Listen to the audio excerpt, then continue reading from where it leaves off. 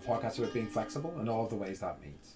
Thanks for joining us. My name is Andy Young, and I'm one of your convulsive, shaky hosts. Joining me as always is our other convulsive and shaky host, Beth Martin. Beth, a pleasure as always. What's the crack? I was curious. I was like, how is he? What? I was like, what direction? Verbs? Are you describing word? I'm just playing madlibs. I should know this.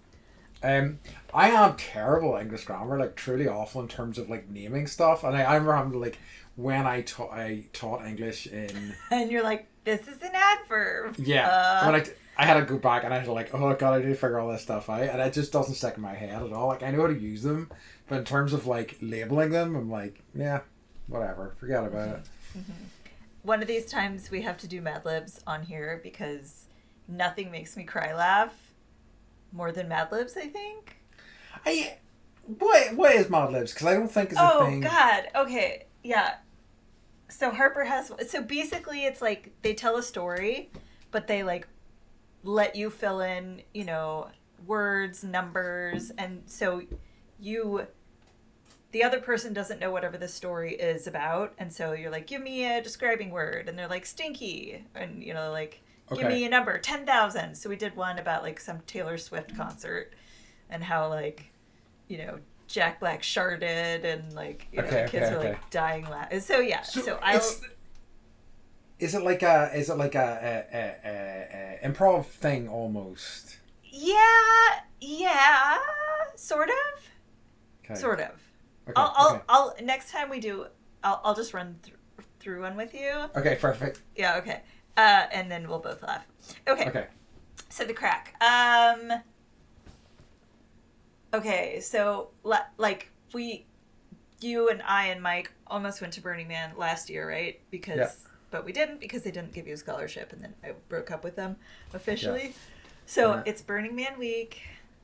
It's the worst weather they've ever had. It's like gives me such joy. This is terrible. This is my joy. It's like other people's misery. I'm such a horrible human being.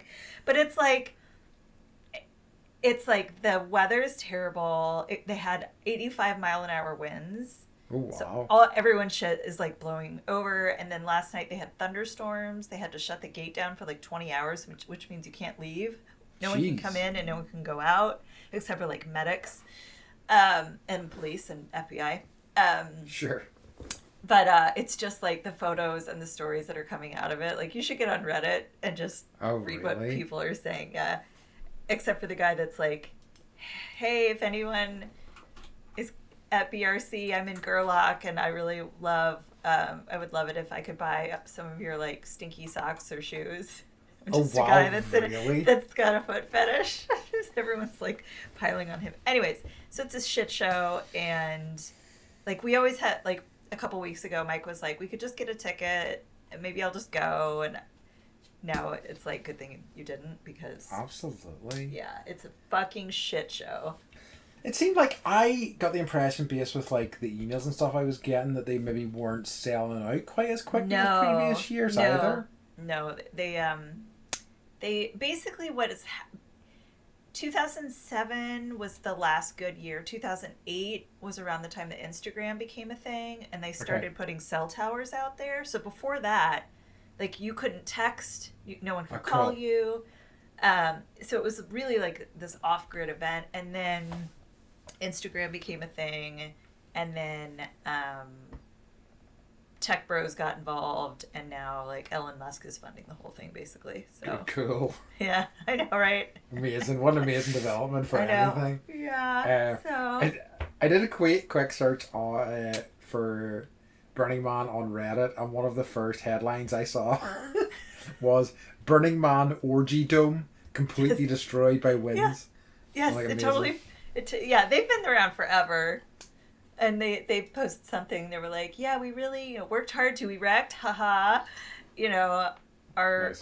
Orgy dome structure this year. But yeah, like and those guys have been out there for like, I don't know, 20 years. So they know how to build a structure. Yeah. But at a certain point, right, it's just like, you can't withstand 85 mile an hour. 100%. There's like a lot of structure. A lot of like, yeah, I was gonna say a lot of like actual standing structure are gonna struggle with that, but that's a whole other level. Yeah. Yeah. Wide. And then my son's birthday is today. Yes, nice. That rocks. So, yeah, he's very excited. Um, It's cute. Like, that is cute. kids getting excited about birthdays, you know? No, absolutely. I think I remember, and I think I said it on here, was it kind of reminded me of the joy of birthdays, like seeing him have his birthday last year. It's like, oh, this rocks. Yeah, he's been like counting presents as I've been bringing them out and putting them like in the front room, and he's like, he's got like 22 presents. So, anyways, good man. His needs are simple. Perfect. What about you, friend? So the most notable things, I was texting Beth about this over the weekend, is that I went to an American football game, one of your American football games, football games, I should say. Yeah. And what are you talking about? What are you talking about? There's no such thing. Have you heard of the other term that like sometimes is used outside of America, and they call it gridiron? Gridiron. Really? Yeah. Huh. I know. I don't like it at all. I have my problems with American football, considering how rarely the ball touches anyone's foot, but it's whatever. Anyway, went to a college game. It was Kansas State versus Iowa State. Yes, it was, I believe. Yes. And like how these things work is essentially every year, for the past 12 years, I believe, there's one of the Irish Airlines kind of hosts a couple of college teams, and they play a game. So as it began, two friends. One friend was supporting one side, the other friend was supporting the other side, and I decided that I wanted to support a draw and everybody having a nice time and enjoying themselves. Yes. But pretty quickly, because like what I found, and I don't think I realized this in previous years, is that one team is hosting, so it's them, their bands are out front and everything. So as soon as I realized which team was hosting, I was like, well, they're clearly they're higher ranked, so they're team of the underdogs. I always kind of want to support the underdogs, so I did support the underdogs. It's called the home team advantage. Yes. But there was such a great and incredible selection of fans from both sides, you know what I mean? There was like tons of fans there, you know, and it was just a really fun day out. Like, it was like you sent pictures. It was crowded. It was filled I'm surprised. Like who flies to? I mean, I will say like you get graduates like alumni that have money that will be like, I want to go to Ireland. I think that's exactly it, isn't it? It's just people with money who want a trip to Ireland, and it's like, well, why not support our team when we're out there, you know? Yep. But it was good. It was a good time. And there was a guy sitting in front of me who had been given the tickets, and he turned around to us and he goes, "Do you know how this game works?" And I'm like, "Yes, I do, but I don't think I really want to spend the time explaining it to you right now, to be honest with you." And by the end, I was like, "Have you figured it out yet?" And he's like, "No, but I'm loving it." I'm like, "Okay, well, that's good. That's all that matters." Yeah. So that was great fun. The other thing that I did was over the weekend. Before I did this I did a foot mask. Do you know what a foot mask is? I do. Okay, so essentially I guess similar to what you would do whenever you're wearing a face mask for like probably getting rid of the top layer of skin except for your feet. And I've done one before, but I haven't done them for many, many years. And like I was, commenting that my feet were in bad shape, so they maybe needed something. So my girlfriend got me this, and like, so my feet look like I have some really desperate medical condition. I look like a zombie. And it's not good because like I'm a yoga teacher, so like I'm like molting, like, and I'm taking the time to like wash, having a shower and then like peeling some of the skin off, but I'm still like teaching yoga and molting on the mat as I'm teaching. So it's like, this is not ideal. It's like dandruff but your feet. That's disgusting. Yes. Right? What would the guy in Gerlach say about your feet? It's true. He'd probably be all over it. Probably. I'm gonna go send him a message on Reddit and be like, "Are you into skin falling off of your feet? Peeling off feet?" Have I got some pics for you? But yeah, it was gross, but it was fun, and it's like I think my feet are already feeling better for it, which I'm pleased about, But like it's a whole process, and I'd forgotten how much of a process it is. Yeah, I've done it once, and it's like I remember just like laying on the bed and like your foot's in this bag, and then you've got like tape around the bag, and it feels like squishy and weird. Yes. But it's like feet don't get enough attention in general, you know? And it's like sometimes I'll just sit down and I'll just like rub my own feet and I'll be like, oh my God, this feels so good. Or I'll rub the kids' feet and they're like, this feels so good. And I could pay to go get a pedicure, right? And so could you. But it's like, there's something about someone else sitting below you, touching your feet, that feels classist to me. I see what you're saying. Mm-hmm. And I have a hard time with it. Yeah. Like, you know, that feels like it extends to so many acts of service to me. Like, you know, unless somebody's getting well paid to do this thing for me, whether it's touch my feet or give me a massage, it feels kind of icky to me. I don't know why. Yes, same. And, you know, I don't know. It's not like, and then it's a good thing, right? It's like works out the muscles, and your fascia needs work, and it's good. It's good. It's just, I'm on the same page. Yeah, it freaks me out. And I guess you know, some people love that shit though. I suppose they just like people like waiting on them or whatever. Yes. So yeah. Okay, so foot mask. I think that's it. Do you have any what's occurring for us? I do. So someone said we did a movie episode, and they were like, I have things to say, but first of all, I wanted to let you know, in a brief bit of movie news, Spider-Man Brand New Day is filming in Glasgow this month. In the city center. I mostly work from home, but once every 2 weeks we go into the office, and it's pretty much around the corner from the shoot. Gonna try and catch a glimpse this Thursday. They're filming some chase scenes, and they've decorated the streets with yellow cabs to double as New York City. Amazing. Which I just like. I love that part of movie making where it's like on the other side of the world, yet they're the tax incentives or whatever, you know, is worth dressing it up and making it look like New York. I saw a thing recently where it was like, you know, states should stop relying on that stuff. I mean, there's always like, oh no, they're leaving LA, oh no, they're leaving Atlanta, etc., etc. But it's like, it's always going to be that way. They just go to the place that offers them the best tax incentives. Yes. And it's as simple as that, you know? Yeah. And if that means flying to Europe, or that's what they're going to do, you know? Yeah. I'm kind of curious whether I'll recognize any stuff like I did in the Batman, the Robert Pattinson one. Mm-hmm. I definitely recognized some of Glasgow whenever I saw it. And I'm wondering whether it'll be the same for Spider-Man. And I'm assuming there'll be a lot more CGI and stuff like that for this, but we'll see. Yeah, it's just exciting, like watching Short Circuit, being like, oh my God, it's Astoria, Oregon. Like, you know, like seeing your hometown feels fun. And also Spider-Man, I'm like, and he sent some photos, and I think it's cool. It just looks cool. It does. It really does. Like, and I saw some of the ones from there as well, and it really did look cool. And I'm going to say, like, by and large, for me, whenever I've seen things, it's, you know, that I recognize from real life, it's nothing I know super well. So it was like really mind blowing whenever it was the castle, the Carrickfergus Castle in the D&D movie was really nuts. Yeah, I just like it. It bothers me from that movie that it takes the whole movie to get to that point. Yeah, it's true. So I've like watched the first half, like waiting, and then like end up going and doing other things. Doesn't happen for ages. I know. They should have started at the whole thing should have just been filmed at the castle.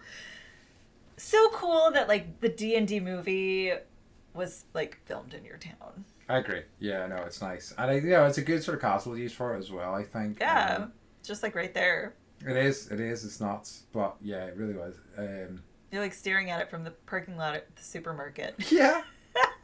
So funny.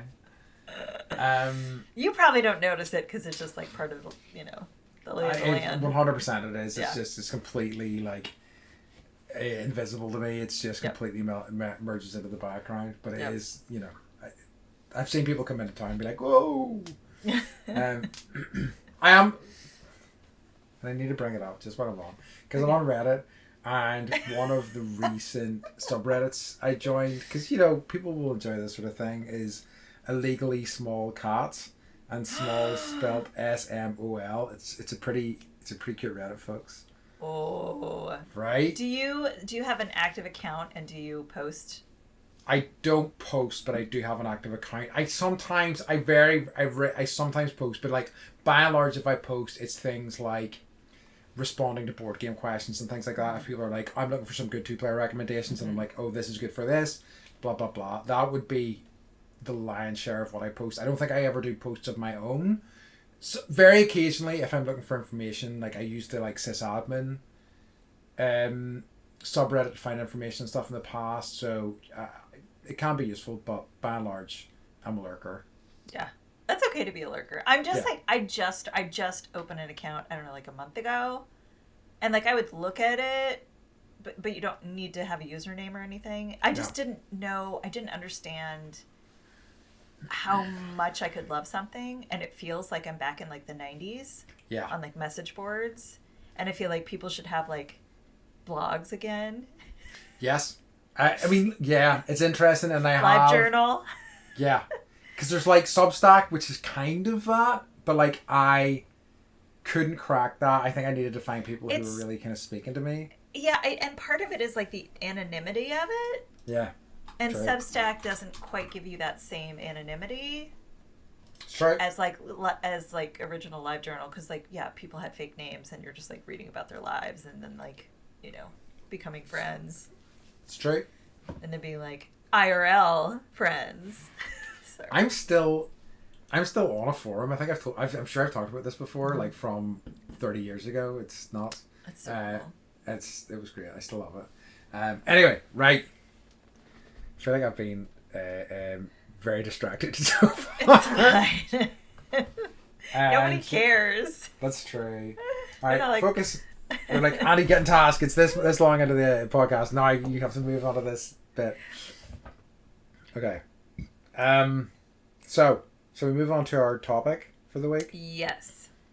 Okay, so this week's episode, we're back to the movie Test of Time. Mm-hmm. This time we are looking at Tremors.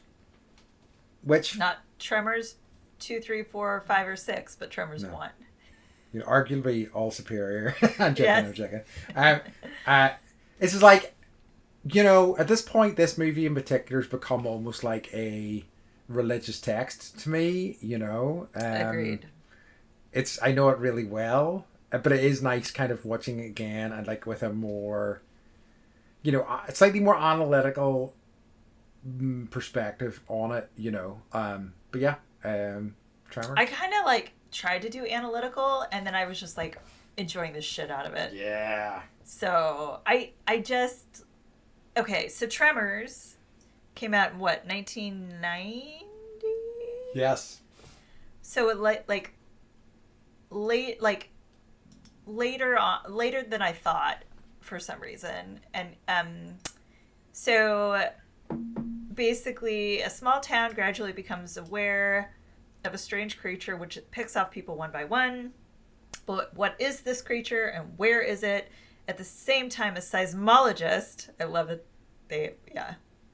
We all learned about seismology because of this movie, is working in the area. She detects tremors. The current creature lives underground and can pop up without warning. Trapped in their town, the townfolk have no escape. So it's like, that's basically the basic premise.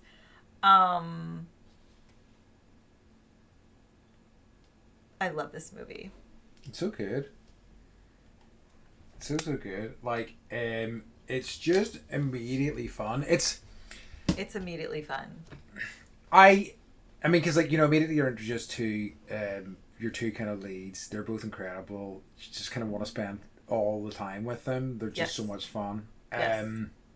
But it's interesting because it had me thinking about, I suppose, this kind of push and pull I have with movies generally, which is that like I really kind of like it when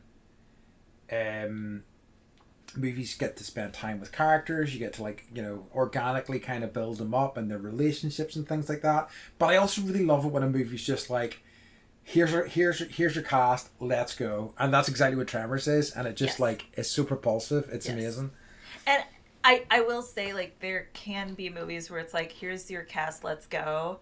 And you're just like, it feels like a little bit like you're on a roller coaster ride. Yes. Like, you can't get off and you can't look away. Yeah. And that happens so rarely for me. And like we were talking about last time, like, I cared so much about the characters. And, like, a lot of their... they improvised a lot also. So, like, there's this one scene where Valentine and Earl are, like, these two dudes, and they're basically... So it's set in this little tiny town called Perfection, which is, like, population 14 people. Yeah. Somewhere in, like, you know, the desert area of California. I think it's actually filmed in Lone Pine, California, which is, like, in the Sierra Mountains. So it's really pretty. But the two of them are, like, the odd job people for the whole town. So they're the ones that deal with sewage. They're the ones that deal with the trash. They're the ones that, like, fix the fences. But there's this, like, one scene at the very beginning where Kevin Bacon's character, who plays Valentine, is, like, trying to hammer a nail into the fence. And it takes him, like, 10 times. And on the 10th time, he finally hits the nail. And, like, that was all improvised. And, like, so... Amazing. Yeah, Earl's reaction was, like, real one. He's like, oh, you know, you fucking idiot, you finally got it. So it's just funny. Like, they're bad at what they do. They're bitching about living in this town. But, you know, like, you start to know the townspeople, and, like, they're just lovely. And it's like, it harkens back to a time for me where I'm like, you know, I don't know all my neighbors, you know.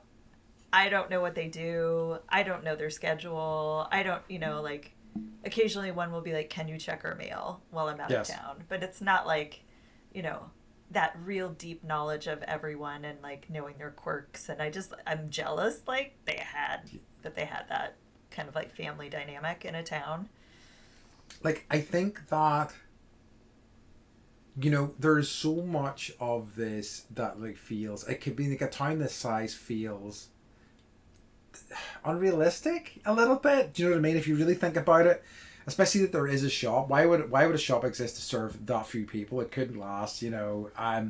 But, like, it doesn't matter at the same time, you know. And also the geography of the place, a lot of it doesn't really add up, but none of it matters because, like, the characters are great, how they interact is great, it's shot brilliantly, you know. It's just, and also, like, I also kind of have questions. I don't know whether these are answered by the sequels. They may very well be, but, like, you know, I always kind of find it nuts that these things just kind of show up. yeah.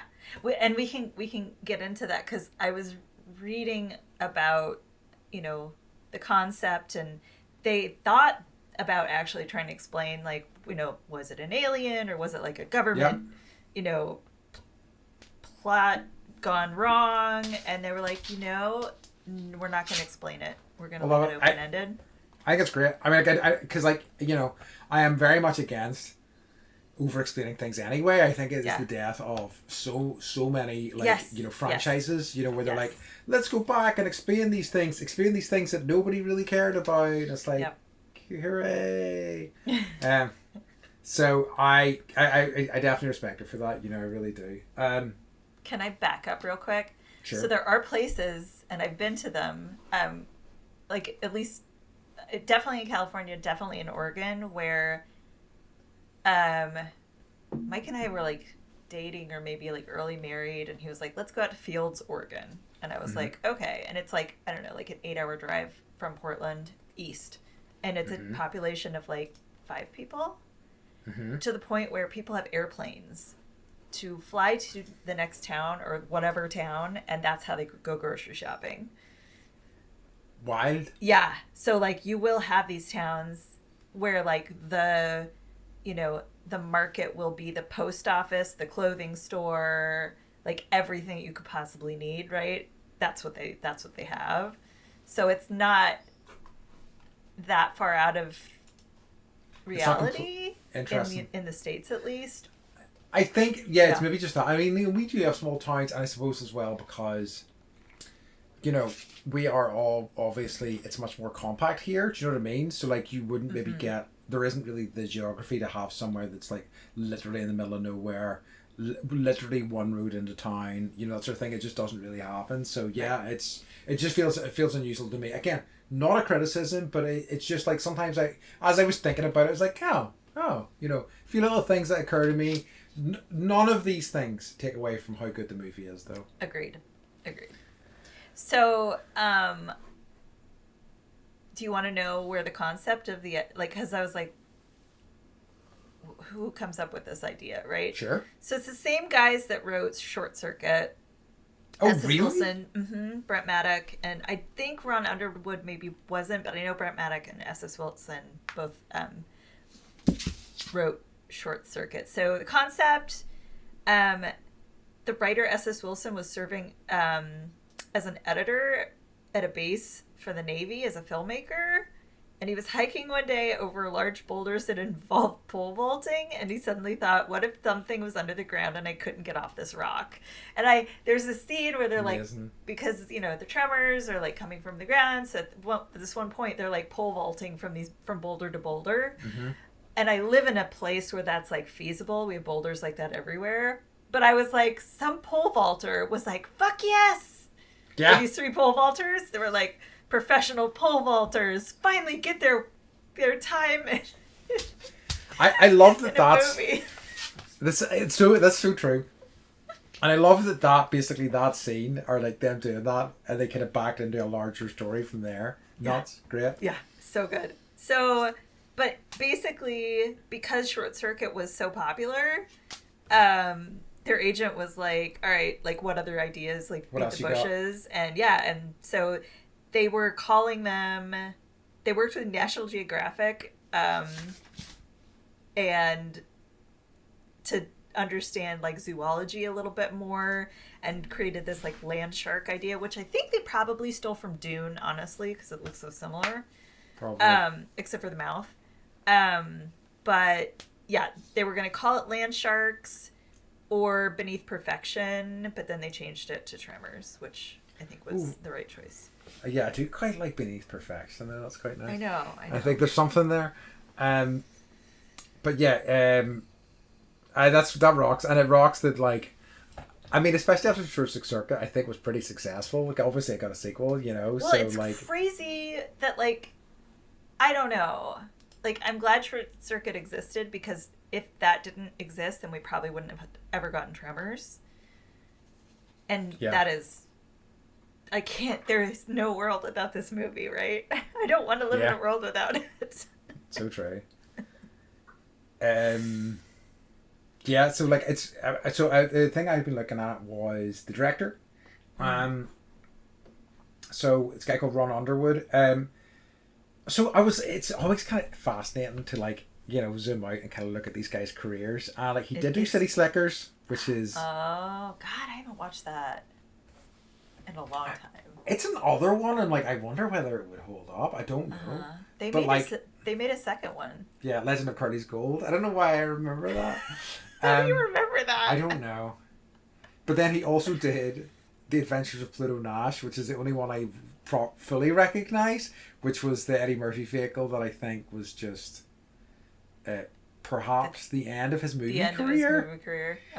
And then he went on, he did a ton of like, you know, TV stuff, but he seems to have like stayed, apart from like missing one of the sequels, in the kind of Tremors verse, and just kind of you know done Tremors movies, you know. And like I understand why. I think like he shot it really well. Like I think there's so much cool stuff. Like there's a few kind of like tracking shots and things like that he did that I thought were absolutely fantastic. There's one, I can't remember the name of the character, there's like a more minor character gets knocked off his caravan, gets eaten, and you see it, he's eaten and he's dragged along the ground. It follows him being dragged underground, and then it like pans up to Melvin on the toilet, and he's just freaking out. I'm like, that's really good. It's really good.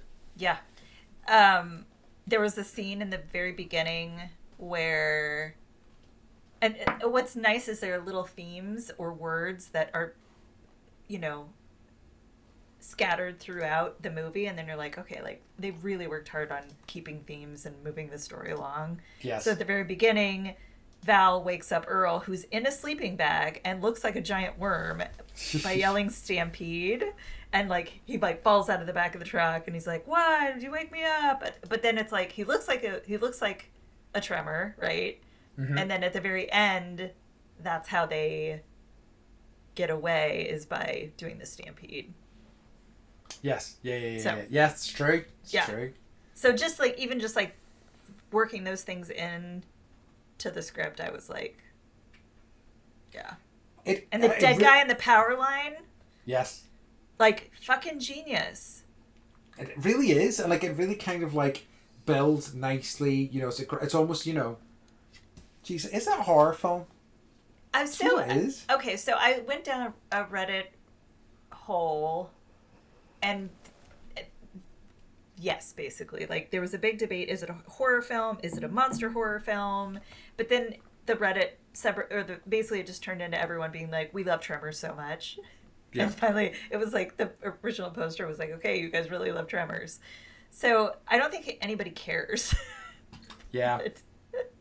That's probably the most accurate. Yeah. I would say it's a horror. It's like there's this fine genre of comedy horror where it's like, you know, a lot of comedy horror like is really gratuitous. The other one that I can think of just off the top of my head is obviously Shaun of the Dead, which is the best comedy horror movie ever. But like, this is really, it's not like, there's so much humor that's woven through. Yes. It could have been scary, but they made it very character driven and story driven, and not as much gore. Because apparently they couldn't afford to show too much of the worms, because they couldn't afford it. So they were like, all right, well, we'll use a little because these worms have like tongues that also have mouths on them, and so they were like, okay, we'll just use those more, so you don't have to do the big worm scenes as much, and that they found that actually worked better. So anyways, it's a really neat piece of design, I must say. It really is. It's so really cool. All to say, I think it is a horror movie, but it's a comedy horror movie, and I really want to like dig more into the genre, because I like these types of movies. Yes, I think that's what I was trying to circle back to. It was it's because it builds in a horror movie. It escalates in terms of the stakes, in terms of you finding out what's going on, and in terms of like not kind of giving it away too early. Then like, you know, revealing like there's more than one of them, and so on and so forth. It just expands in such a like really beautiful, organic way. It really does. Yeah, like I don't think you see one for the first like until like, I don't know, 50 minutes in or something. So it's just this like foreboding thing, but like everyone's kind of dopey, right? And doesn't understand what's going on, and you know, as an audience member you can see, but the actors can't, kind of thing. And you're like, you know, I always enjoy yelling at the television. It's right behind you. It's a good TV yeller for sure. Just absolutely wonderful. I'm looking at so whenever I was looking into the music, so the composer was Ernest Trust, and I kind of say this with love, but I feel like his soundtrack is functional, but like perfect for, you know, what it's trying to do. It's kind of like, you know, action sort of movie, sort of feels a wee bit boilerplate, but like it hits all the right notes. It's really wonderful. Like, as I say, I don't think I would have wanted anything else particularly. I think it just it's kind of like, I say, like, it wouldn't be out of place with like almost like an Indiana Jones type of thing. You know, it really in my, I don't think it's got any signature pieces like an indie, but it does. It works in that sort of way for me. But one of the things two things whenever I was looking into, because I was looking for like Tremors music, right? And there is the two things came up: A, the movie, and B, there came up a thing that was in last year. Some researchers transformed Parkinson's tremors into music, And there's this whole album that's been put together based using Parkinson's tremors as music. The disease? Yes. Like the body tremors? Yeah. Huh. And I guess it's a way to make like this sort of deliberating. Oh, I don't know. I know what you're talking about. No. You know at home. Debilitating. Got it there. God. Oh my God. Oh, my brain today. Anyway. It's okay. It's your fault. It's my fault, yeah. I decided to use that word, But I think it's a way to look at, to take maybe some of the sting out of that condition as a way to look at it in a different way and blah, blah, blah. But I thought that was quite lovely. But the other thing I wanted to know was, do we think that it was in Reba's contract that one of her songs had to be included, or vice versa? Whenever they got Reba, they were like, Reba, while you're here. Yeah. This is kind of like, so this was one of the first times that a musician, other than Madonna, had done especially a country music artist, had done the crossover from singing into acting. Interesting. So yeah, I'm sure it was in her contract that whatever song was in there, but it's yeah, I'm like I'm singing the.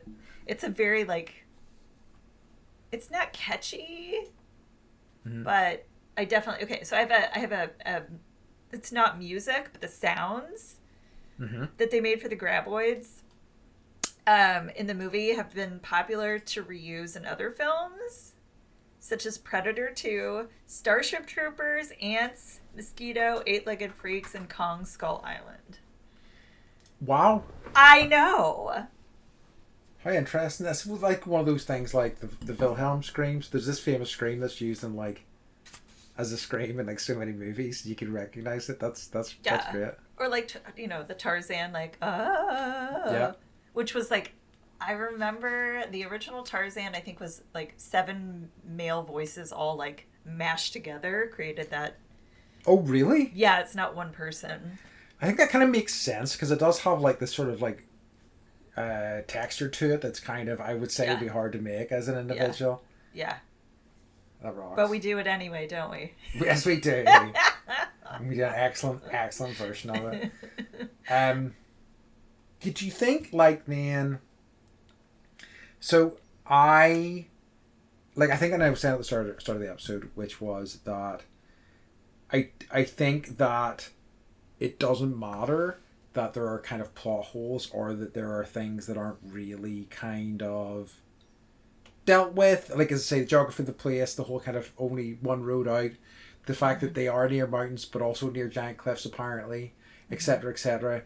And I find my first watch didn't care about any of those things, and even noticing those things, I do not care about those things. No, that there's a giant aquifer in the middle of the desert. Yes. For a town of 14 people, that.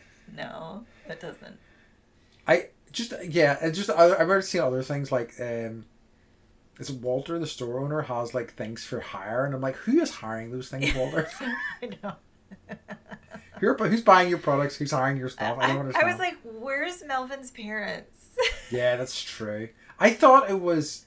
Is Mindy the girl? I thought that was the mom. That was the mom too. Okay. No, so I dug into Melvin, who's this teenager, and everyone's he's annoying and he doesn't listen, and then he almost gets his ass eaten, and then he's like, okay, I'll listen. But apparently, part of the plot was Melvin's parents just go to Las Vegas and leave him there. Amazing. But they were whatever. Just because it needs no explanation. He's irritating. Yeah, that's right. You're just hoping he dies the entire. Yeah, it's pretty amazing. There's some great jokes at his expense. Whenever. Yeah. What I really like is whenever they're trying to figure out a distraction and they're like, "Hey Melvin, do you want to earn $1?"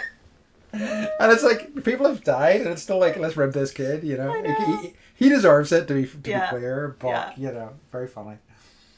There was so cinematically, there were some things that I thought were really clever, or the guy. So at the beginning, they're like, we're leaving, we're gonna go and seek our fortune elsewhere, and then they find a friend who's like climbed a power line and has fallen asleep up there apparently, and they're like, oh, old Fred or whatever. And then they realize, like, they climb up to try and get him down, they think he's drunk, and they realize he's dead. And so they go to the doctor, and they're like, they've got the guy in the back of the truck, and he's like, the doctor's like, speaking of plot holes, he's like, oh, he died of dehydration, right? Because I can tell, because I've done no autopsy on him at all. Yes, he's just like laying in the back of a truck. And they're like, well, how, like, you know, why would he sit up there? What would be so scary that he would be like, wouldn't come down to eat or drink, right? So you're like, oh, this is weird. So that was a good thing that I hadn't seen before. And then there's a scene where it's actually the doctor and his wife, and they're like building their house or whatever. So they're living in a trailer, and they're they turn their generator on or something, and then the worms come to get them, and they eat the doctor. And then the wife actually they take her car, she like runs into the car and is like honking the horn and trying to get it to go away, but she doesn't know that's what Tremors love, is all the noise. So it literally like sucks the car underground, and they go to like they hear so Earl and Val go to like find the doctor and the wife, and they hear a radio being played underground, and like move some of the dirt, and they see these headlights that are on underground, right? And they realize that the car is there, and like, how did it get sucked under? And I was just like, that's so clever. It is. There's a great shot. Easy to film. It's true. There's a great shot that's part of that whenever the car's going underground, and it's just from a distance. Another one I really liked. Yes. And you see the headlights, and one of them disappears, and the other one kind of cuts out. It was very cool. And they're just like shining upward into the like, dark, dark, dark night sky. Very cool. Yeah. So I would say, like, just shot for shot, it's just, you know, I agree. There's so many plot holes and like things that don't add up with the landscape, and the Sierra Mountains, and also there's giant, you know, like canyons, but it moves so fast. Yeah. That you just don't care. Absolutely. Truly, it's just nuts, and it's so fun. I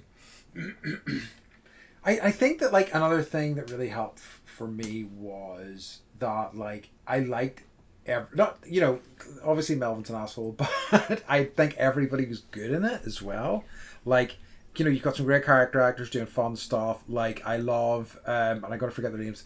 The Reba McEntire's character and her husband, we have talked about this before, this idea of conspiracy theorists who would like live in an armored basement used to be like cool and kind of sweet, and these are the perfect example of them. They're seen as like cooks, but they're harmless cooks, and people get on with them just fine, but they are absolutely like doomsday preppers, you know, and those people are seen as being almost completely insane these days. Yeah. But in the movie, like, they're like, you know, they kill one of them, one of the worms. They do. Because it busts through their bunker wall, because they're like, I don't know anything about bullets, but like, you grind bullets, or you put them in a grinder and it like vibrates them, and I don't know. I was trying to remember what that was. I think it's cleans bullets, but I can't remember. I don't know anything about it or why. So I didn't really want to know why either. So Phil didn't need to. You don't need that knowledge. I don't need that knowledge. But so it breaks through the wall, and that's the first time that you know. The first time is when it runs through the aquifer, and then it like okay. It smashes his head against the wall. Smashes his head, and we're like, "What a stupid worm!" Yeah. It's like, So, but like they grab the elephant gun and like shoot it, and I was like, "Of course they have an elephant gun, yeah." Yeah. Absolutely incredible range. I mean, it's like, you know, it's nice to see somebody with a load of guns and be like, "Oh, they're good fun." Yeah. Like, I literally wrote like, "This isn't America. Is this what people think of as being like American?" You know, like, it's true. But I mean, like, you know, that again, it's a nice version of it. You know, if people are thinking about that, you're like, oh, okay, I can live with that. Yeah. But yeah, they absolutely rock. Did you have any, like, did you have any favorites amongst the cast? I mean, Kevin Bacon, obviously, Fred Ward. So the two main characters, they were so well cast. Oh. And like, I love Fred Ward from like The Right Stuff. I don't know Yeah. if you have 4 hours to spare to watch that, but it's one of my favorite movies. And he plays one of the astronauts. Reba McEntire, Victor Wong, who was in Big Trouble in Little China, and played the store owner. I always love him and everything, and I was glad that he was cast in that. Yeah, absolutely. They wanted Mr. Miyagi, whose name I don't remember, but he wanted too much money, so they hired Victor Wong interesting. instead. Mm-hmm. Who's also absolutely incredible. Yes. Fred Ward's so frigging good in this, and like I it's know. and it's like I'm like, why? I wish he was in more stuff. I wish he'd been like a man. I mean, he had like a big career. I know he was like in a lot of things, but like, I'm like, how was he not like a megastar? You know, he was. He's just so effortless in this film, and like he's just doing such fun work. Like him and the chemistry between him and Valentine, who's Kevin Bacon's character, is just fantastic. Oh, you believe that they have worked together for years. Yeah, he did die, and I thought it was a while ago, which is like, is this why he has not a big career? But only died a few years ago. Yeah, 22. But their chemistry is just fantastic. I see you really believe the bond that they have, and it's really kind of wonderful and fun in a lot of ways. Yeah. Yeah. No, I really like. I can't think of. It's like sometimes I play the game of like, who else would I have cast in this role? Yeah. And I couldn't think of anybody better. No, absolutely not. No. Yeah, so I have some facts. Hit me. So Kevin Bacon really resented being in Tremors at first. And I guess he was like, needed the money because his wife was like pregnant with their first kid and he's got a new marriage. Okay. But he thought, because I guess it wasn't like, this was a sleeper hit and it didn't make a lot of money until it came out on video and people were renting it and became a cult classic. But because it didn't do well in the box office, he was just like, my career's over, basically. Interesting. He was quoted in saying, "It's the worst thing I ever did." However, Bacon would eventually come around to Tremors, calling the filming of Tremors as being the single most fun time I've had making a movie in my entire career. Which, watching it, like, it looked fun. It does. So he gave an interview in 2020 and he said, when I was making Tremors, I was very depressed and at a low point in my life, and I kind of blamed Tremors for that. I was bitter against it. I thought it was a career killer. I never watched my movies more than once. Some of my movies I've never seen before and have no desire to, but I've watched Tremors a dozen times. Love it. I love it so much, and I spent years trying to capture the same energy we had on the set of Tremors. It's one of my favorite films of all time. Amazing. So even Kevin Bacon watches this. It's like whenever it comes on TV, you have to watch it. Absolutely. It's one of the because I was trying to place it as you were saying that. I was like, where does this come in his career? And it is after Footloose. Mm-hmm.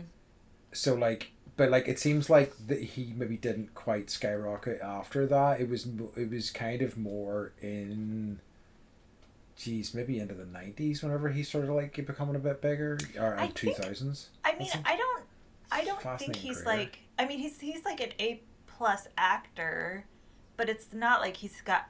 It's like, I can't think of like one movie where, other than this one maybe, where I'm just like, this is totally like, a masterpiece, and Kevin Bacon, because he's been in so many things, right? So I think he's like more of a character actor than a lead. I suppose that's true. Yeah. But he's made a career of, that's why there's the 6 Degrees of Kevin Bacon. He's in everything. I wonder like how, valuable that was to his career, the game. Do you know what I mean? Like, because it meant that everybody was talking about him in a way, Yeah. And like whoever coined that, I should have looked into that a little bit more, but maybe it was him. Maybe. Trying to spike interest in him. I love it. I mean, like, I'm all for it. I know. Whatever you gotta do, dude. Whatever you gotta do. Yeah. So And I guess there were only 2 interior sets in the entire movie.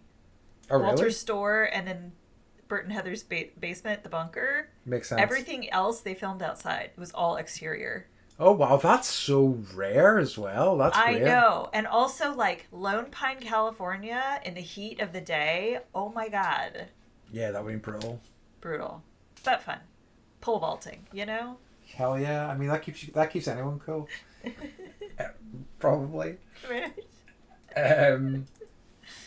Yeah, I mean, I don't think there's any question in my mind that this absolutely holds up. I mean, like... Yeah.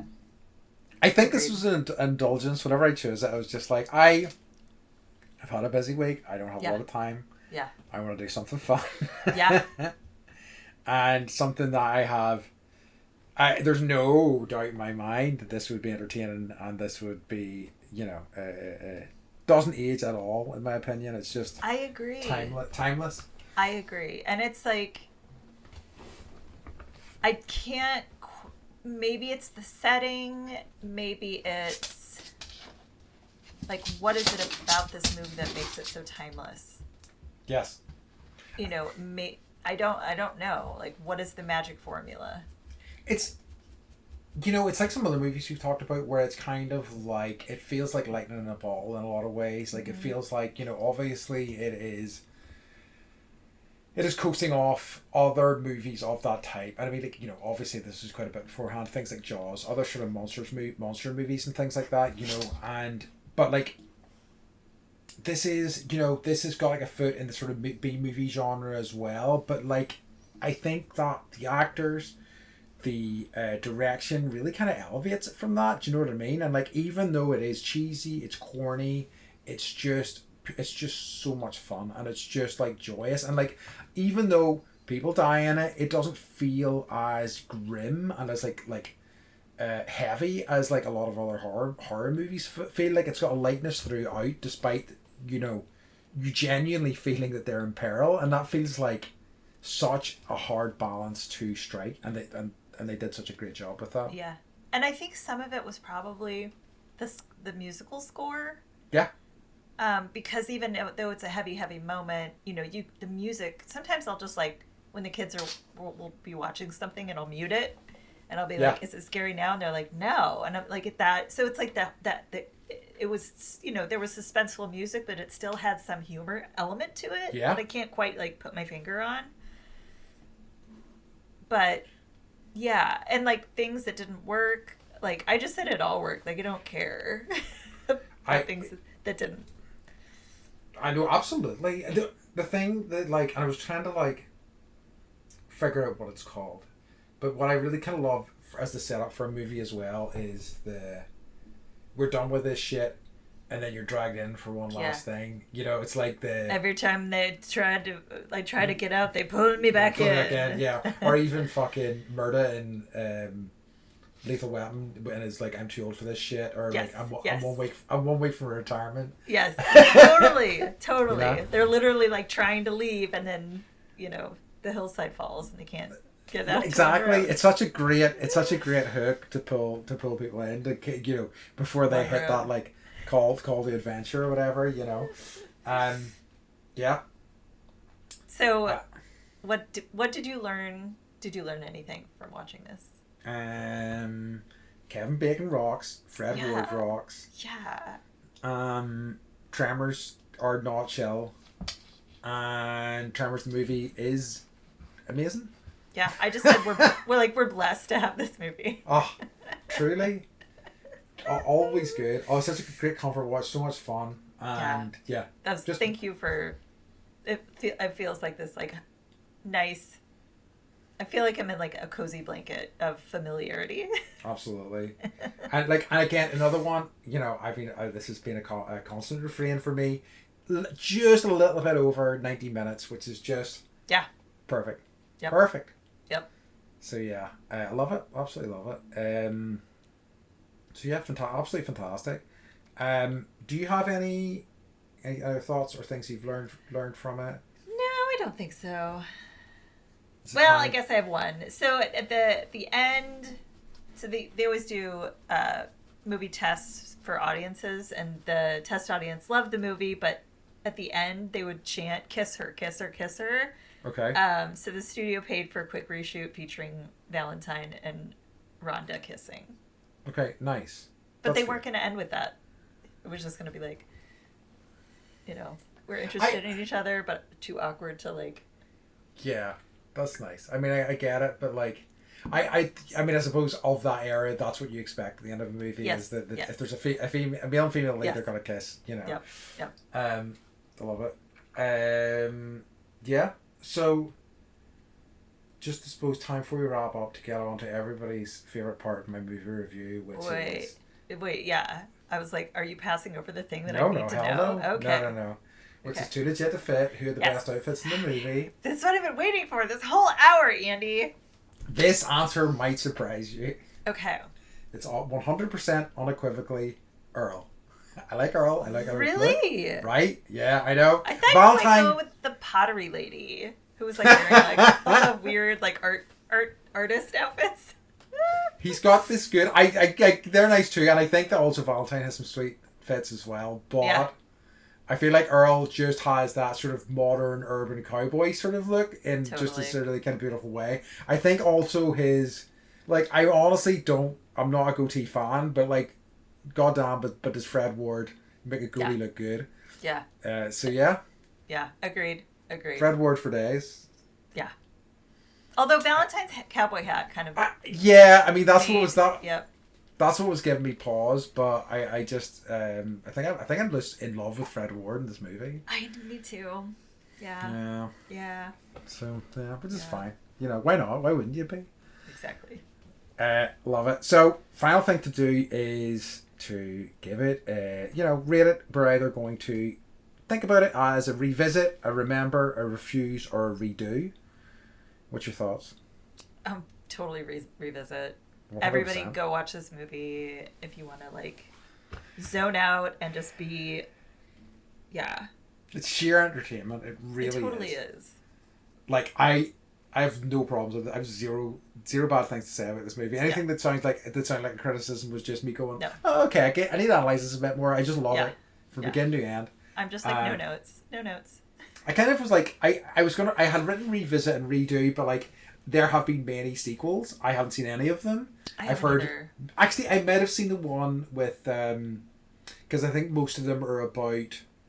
I think I've only seen the third one bizarrely because it's about the guy like the couple Reba McEntire's husband. I need it. Bert, is it Bert maybe? Bert. Bert, like it's basically him hunting them essentially. I think I've seen one of them, but I was like, yeah, it's not for me. Yeah. And like they were for a while trying to do a TV show with Kevin Bacon, but it didn't kind of get anywhere. So I think just best remember as this perfect kind of moment in sort of like horror monster filmmaking. Yeah. And I have no notes. I absolutely revisit, and it rocks. Yeah, I just really enjoy. I forget how much I like the monster genre. Yeah. And I appreciated that it wasn't CG. You know, it's just like the pacing was great. You know, I everything about it was just great. Because we were talking about like how much we both. I mean, like, and I feel like this is not a uncommon thought to have, but how much we both like models in movies and like physical practical models, and this is such a great example of that as well. Yeah, I watched the new Superman, and it was like, Oh really? The dog was nice. Yeah, I was like, there's something missing. There's something missing. Interesting. Yeah, I enjoyed it, but I totally even get with it. the dog. Yeah, I get it. So it's just this. They're like you call it lightning in a bottle. Yeah. And there are many movies that are that, and this is totally one of them. So. It is. Love it. Yeah, revisit everyone. It absolutely rocks. Or if you haven't seen it before, visit it. You will not be disappointed. No. And I wish that it was like a Rocky Horror type thing, or like a The Room type thing, where like they would do showings and people would be weird and like, you know, yell out the lines and like yell about prairie dog holes and laugh at Earl when he thinks he's Stampede. Yeah. Exactly. That's okay. Yeah. So yeah, love it. So all right, in that case, time to get on to a final wee section of the podcast. Beth, what has been bringing you joy? So I this signed week? the kids up. I'm trying to get them into activities. Because this is what you do as a parent, I guess. So Yeah. Charles, I'm trying to help him work on his like emotional regulation. And so I got him signed up for jujitsu. Okay. So he goes, it's called a ki, which is like your outfit that you wear, and you have Yep. a belt and you tie it a certain way. And it's, I know nothing about it. So he had his first class on Saturday. Harper came, my daughter, to watch, and he loved it. He smiled the entire time. He had no idea what he was doing, but like all of a sudden he knows how to break someone's arm, and like, isn't that funny? But it's just like, I'm watching it and I'm thinking with my yoga brain, and it's just like I can see like the mental balance you need to have, the physical, is acuity the right word? I don't know, but it's just like I can see the power that can come from within by taking this Brazilian martial art. Absolutely. And so we then got Harper signed up for a musical dance class, and then she was like, I really think I want to do jujitsu too. So she went last night. And again, same thing, smiling, now knows how to break someone's arm. But just, these kids are just amazing. That rocks. And they're kind. I had an assumption about the type of people that would sign up for jujitsu. Yes. And they're all the nicest. They're helpful. They're kind. They're listening to the teachers. They're, without being asked, they're like setting things up or breaking things down. Harper was talking to one kid, and I'm like, where do you guys know each other from? She's like, we just met. I'm like, oh my God, you're being so like helpful and kind. And she's like, you're like, this little girl's like, you're doing such a good job for your first time. Like, I was just really impressed, and they're doing it, and I'm glad. I think that like, because I think I probably would have felt the same, but like I think at the kind of best version of those things is it's all about discipline and control and treating people with respect, Yes. Yeah. And and also like what you're talking about there, such a powerful sort of way to connect body and mind in a really kind of like great way. So that rocks. And I didn't understand, I guess, like as I'm just such a newbie in this life in general, that you could get that same thing without getting it through yoga. Yeah. Like mind, body, spirit is, you can find it anywhere if you absolutely look. So that's my joy. It was last night I was just like, I wasn't looking at my phone. I was just like watching them for an hour. It was the coolest, sweetest thing. So great. And I've got to do a dumb one about comic books, Beth. Oh yay! I'm gonna send you photos of them like looking awesome and like kicking ass. I'd love to. I would love to see that. Yeah, I'm so happy that is working out well for them. I really am. That's great. I know. Thank you. All right. What's your dumb thing about comics? So like I haven't been reading a lot of new stuff these days, and like I've been revisiting old stuff, which is great and I love it. But I recently was like, I'm treating myself to some new stuff to see what it's like. One of which I bought, and I found that the series has been cancelled, and it was so cool. Anyway, but there's one that only came out in the past few years. It's called Kea, and it's like basically a fantasy sort of like. It's kind of like a mix between like a fantasy sci-fi world, and it's so much fun. It's just like basically in this kind of world where there's like lizard men and fish men and this kind of like robot sort of race. There are these last two humans, one of whom is a prince, the other is his half sister who's trying to like bring him to the place where he's going to like fulfill his destiny essentially. So it's like a walkabout type thing, but it's one of these what I really love is a world that feels like it's been lived in. It feels authentic. It feels like there's all these history between people and races and so on and so forth that like kind of builds builds up to what you're seeing now, and it just delivers that so well. And it's just been so nice because I feel like really out of the comics world these days to like touch base again and be like, oh, there's still some really incredible stuff being done here. That's amazing. What's it called again? Kaya. Kaya. Huh. Definitely recommend it. Yeah. And also, like, you know, it's also like, so basically the lead character, Kaya, is the sister, and she's this like badass warrior who has like a kind of metal arm. So it's pretty kick-ass. That's awesome. So back to Superman. Sure. The dog is literally my dog. Crypto is Star. I'm glad Star doesn't have Crypto's strength and or flying. Oh my god. Oh my god. Yeah. So I know what she's gonna be for Halloween, because the kids were just like, "That's our dog." I'm like, "Oh, that's amazing." She's so badly behaved. Oh, I see if Star gets a Crypto cape. I know. I need it's pictures. Gonna happen. Like Mike took her for a walk last night, and he was like, "I've had to pick her up because she was like trying to attack other dogs." I'm like, "God damn it!" So I got her a new harness. Bless her little heart. Yeah. What a sweetie. Anyways, yeah. All right, nice. Okay, Beth, can you tell everybody where they can find us? You can find us at bendypodcast.com. Nice. Tell your friends. Yes, please do. All right, folks. And in that case, as always, we'd like to remind you to stay bendy. Nice. And watch Tremors. Watch Tremors. Yeah, we love you. Love you guys. Bye. Bye.